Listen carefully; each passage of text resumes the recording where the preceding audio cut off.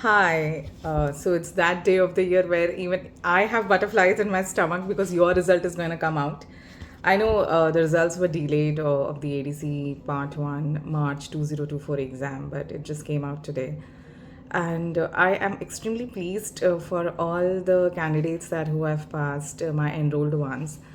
I mean, the passing rate is above 60% for me, and which means that whatever and the way I have been teaching and guiding is right, and all of them are so happy about it. Of course, the passing rate of ADC itself is like 24 or 25%, so there are few candidates who could not clear. But it's okay. There are many who clear in the second attempt, so don't lose hope. If your dream is to practice in Australia, take it as a journey, don't take it as a number of attempts. Yes, of course, it feels nice if you clear in first attempt, but don't give up hope even if you have to attempt it a second time. Just a matter of time. Now, this video is also about what are the next steps, because a lot of you all who have passed the exam 1 are clueless as to how to approach to the part 2. And though I have made various videos on part 2 exam, this is just a small recap on how you should proceed ahead. See, the part 2 preparation, the first step will depend on where you are situated. If you are outside Australia, first apply for a visa. The visa is valid for 1 year. It does take around 2 months for you to get the visa. So first get the visa. Until you get the visa, do not do anything. I know of people for whom visa has been delayed or denied for some reason, and they have booked their exam and the visa has not arrived, leading them to cancel the exam, having additional stress. So first get a visa. For the students who are already in Australia, great for you. You don't need a visa. So you can choose 6 months from now on. Okay. You do need 5 to 6 months of proper preparation. Don't be in a hurry. Prepare very well. Don't expect that you will clear in first attempt, because the part 2 passing rate is even less. But you don't want in your heart to feel that you have not prepared well and that's why you failed. If you have done your job properly and still you fail, it's okay, because I have always said there is no transparency and ADC will not tell you why you have failed.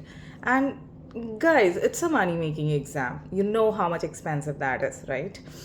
So it's okay. It's just the number of attempts that you have to keep on giving. And one day the ADC will be tired of failing you and will finally clear you. But in your heart, you should know that you have not made a mistake. So, and to reach that level, you have to prepare. The part 2 exam is divided into 3 parts. The first is the technical part, the second is the skilled OSCE, and the third is the communication OSCE. Skilled OSCE you will learn in 2 days, so you don't have to break your head over it. Just 2 days before the exam, practice on the specific mannequins that the mentor will give it to you. You will have to join a course. You cannot do it by yourself. Yeah, that's another side business ADC exam gives to a lot of people, because those specific mannequins you cannot get and they're very expensive. So you will have to join a course and pay some $800 or $900 just for that one day. Yeah, people make money out of that too. So you will learn that in 2 days. So don't break your head much about it. But you be very careful, because skilled OSCEs are important to clear. They are easy once you practice well. So 2 days is all you need. But in skilled OSCEs, there is one task called as rubber dam that you practice from now on if you have never applied rubber dam. Because in 2 days, you won't learn rubber dam that fast. So just practice rubber dam from now on. The rest of the task you can finish in 2 days.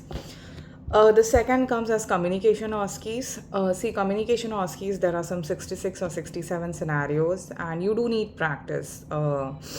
You need 3 to 4 months of a proper practice. Ideal way to practice is having a mentor and 3 sessions one-on-one basis, not group sessions, one-on-one basis, with the mentor for 1 hour each in the week. So three sessions in a week from now on. At least 3 cases you discuss in each session. Yeah, that should make you pretty confident for the communication OSCE. And the mentor should be good, should be interested in what you're saying, not like busy. So don't opt for group sessions, opt for one-on-one sessions. Spend if you have to, but communication OSCEs are very important for you to know because you have to clear them.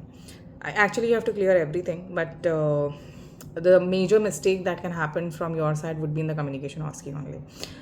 Because you need to know how the examiner would behave, and examiner can behave anyhow, so you should be prepared for the scenario. And there are many topics which you won't be well versed of, so you'll have to prepare for them also. So start preparing from now on. You need 4 to 5 months properly to practice communication OSCE.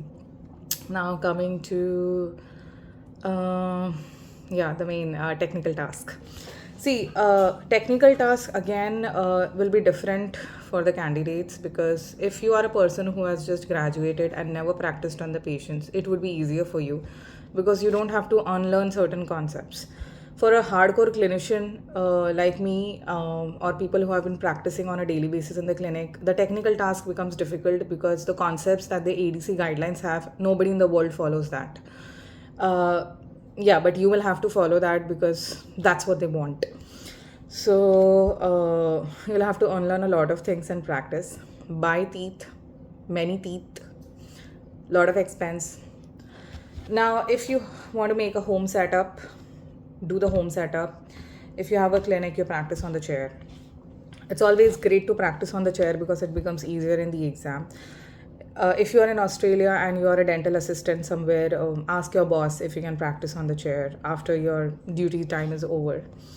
If you are not a DA and you are just at home, then do that. Now, before jumping onto the technical task, see, the key to perform in the technical task is you to become efficient in all the guidelines of what the task requires, and you finishing each task in maximum of 20-25 minutes, except the crown preparation, for which you can take 45 minutes.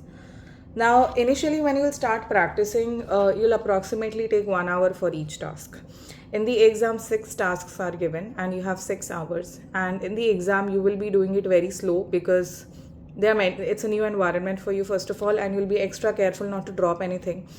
And if you drop anything, then there is a big viva, which you'll have to wait for the examiner to come and tell you. So you have to finish 6 tasks. Your timeline should be 4.5 hours, okay? Because you'll go to take amalgam, you'll go to take here and there. 45 minutes will just be wasted for nothing, literally nothing. So you need to have some time in the hand in case you screw up in one of the tasks and you have to recorrect it. So in 4.5 hours, you should be finishing your ideal steps.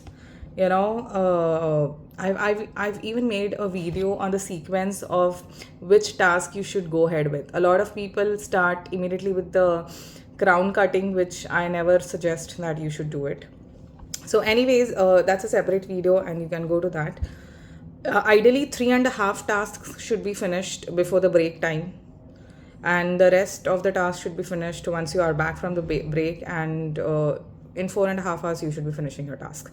To reach to that level of efficiency and efficacy, you have to practice the tasks, okay, very much.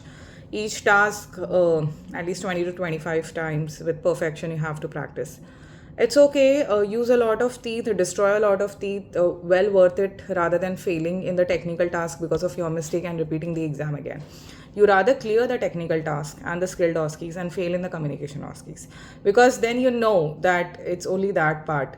But if you fail in technical OSCE and pass in skilled and communication, it's a big stab to your heart because technical skills are purely your effort. I mean, the examiners are judging you by the guidelines.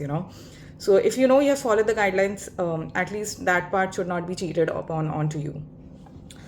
So to how to practice the technical tasks. See, I know the business out there and in India is that you are supposed to go there for 1 month. Now, if you're not a practicing person and you are at home, it's okay to go for a month and practice. But a lot of people cannot. If they are working, like me, I could not go for a month. Then, see, the ideal way I've always said is you should have a mentor who will give you demos of each task step by step. It just takes 3 days to learn, honestly. but this is not what the mentors follow, because then how will they charge you so much, right?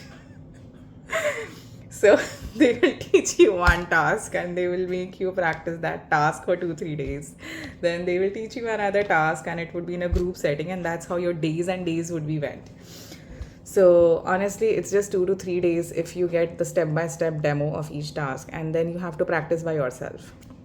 It is very much doable by you practicing by yourself. Okay, the technical task only once person needs to give you demo. So if you can find that kind of a mentor who's like me, who openly says it's 3 days and then you practice by yourself, great. But I doubt you're going to find anyone like that. Everybody will be like, our course is full, there are 8 to 10 people per batch, cramped in a small area, and charges are $9,000 for a full 4-week course, and blah blah stuff. So welcome to ADC part 2.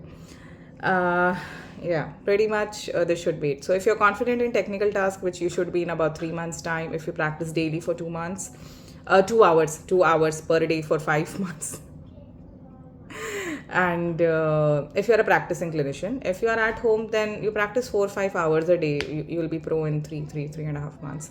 Practice communication OSCEs and skilled OSCEs, I said 2 days.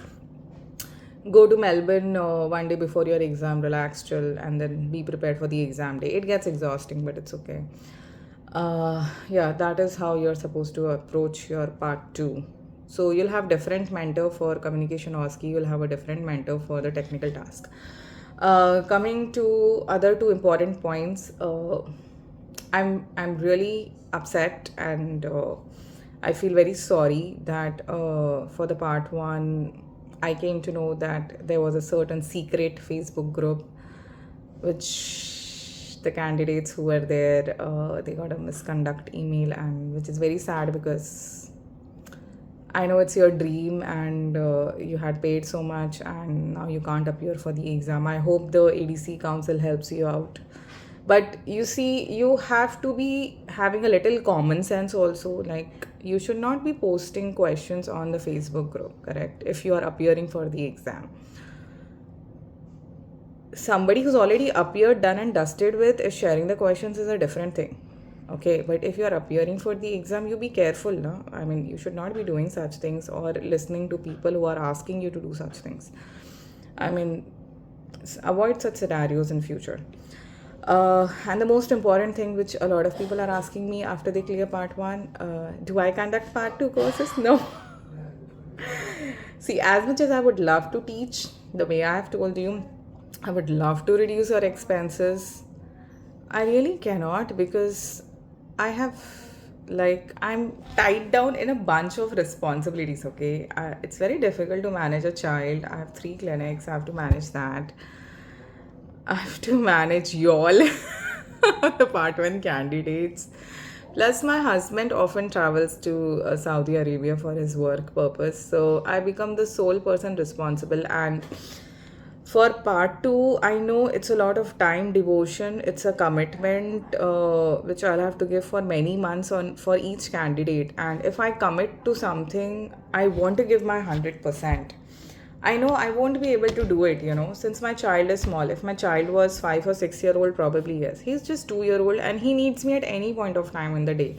And then, as a sole parent responsible when my husband is traveling, I have to give him that much time. I just cannot not say no to him, like that.